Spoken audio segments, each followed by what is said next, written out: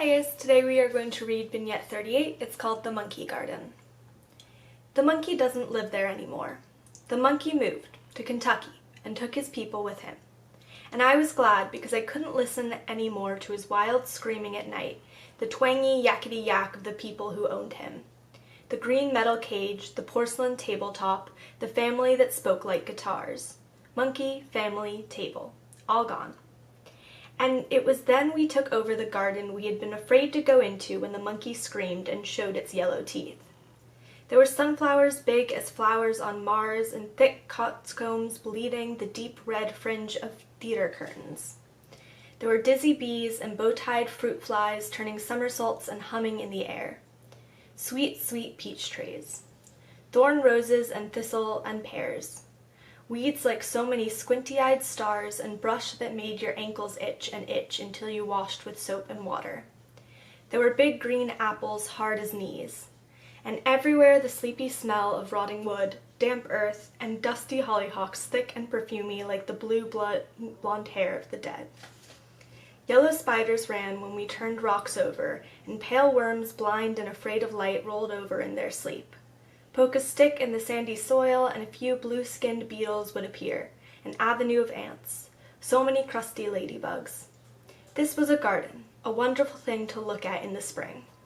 But bit by bit, after the monkey left, the garden began to take over itself. Flowers stopped obeying the little bricks that kept them from growing beyond their paths.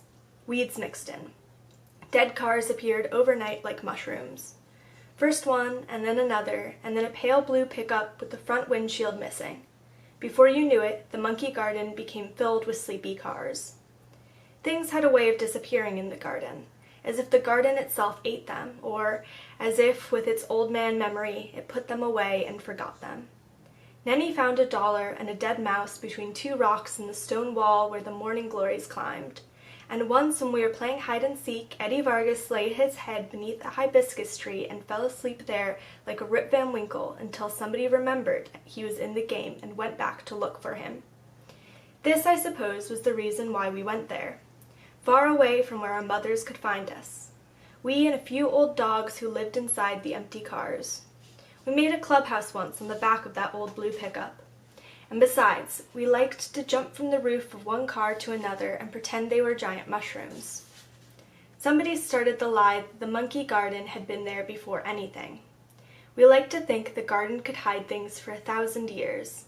There, beneath the roots of soggy flowers, were the bones of murdered pirates and dinosaurs, the eye of a unicorn turned to coal. This is where I wanted to die and where I tried one day, but not even the monkey garden would have me. It was the last day I would go there. Who was it that said I was getting too old to play the games? Who was it I didn't listen to? I only remembered that when the others ran, I wanted to run too, up and down and through the monkey garden, fast as the boys, not like Sally who screamed if she got her stockings muddy. I said, "Sally, come on," but she wouldn't. She stayed by the curb talking to Tito and his friends. "Play with the kids if you want," she said. "I'm staying here." She could be stuck up like that if she wanted to, so I just left. It was her own fault, too. When I got back, Sally was pretending to be mad, something about the boys having stolen her keys. "Please give them back to me," she said, punching the nearest one with a soft fist. They were laughing. She was too. It was a joke I didn't get. I wanted to go back with the other kids who were still jumping on cars, still chasing each other through the garden, but Sally had her own game. One of the boys invented the rules. One of Tito's friends said, "You can't get the keys back unless you kiss us," and Sally pretended to be mad at first, but she said yes. It was that simple. I don't know why, but something inside me wanted to throw a stick. Something wanted to say no when I watched Sally going into the garden with Tito's buddies all grinning. It was just a kiss, that's all. A kiss for each one. So what, she said. Only how come I felt angry inside? Like something wasn't right. Sally went behind that old blue pickup to kiss the boys and get her keys back, and I ran up 3 flights of stairs to where Tito lived. His mother was ironing shirts. She was sprinkling water on them from an empty pop bottle and smoking a cigarette. "Your son and his friends stole Sally's key, and now they won't give them back unless she kisses them, and right now they're making her kiss them," I said, all out of breath, from the 3 flights of stairs. "Those kids," she said, not looking up from her ironing. "That's all? What do you want me to do?" she said. "Call the cops?" And kept on ironing. I looked at her a long time, but couldn't think of anything to say, and ran back down the 3 flights to the garden where Sally needed to be saved. I took 3 big sticks and a brick and figured this was enough. But when I got there, Sally said, "Go home." Those boys said, "Leave us alone." I felt stupid with my brick. They all looked at me as if I was the one that was crazy, and made me feel ashamed. And then, I don't know why, but I had to run away. I had to hide myself at the other end of the garden, in the jungle part, under a tree that wouldn't mind if I lay down and cried a long time. I closed my eyes like tight stars so that I wouldn't, but I did. My face felt hot.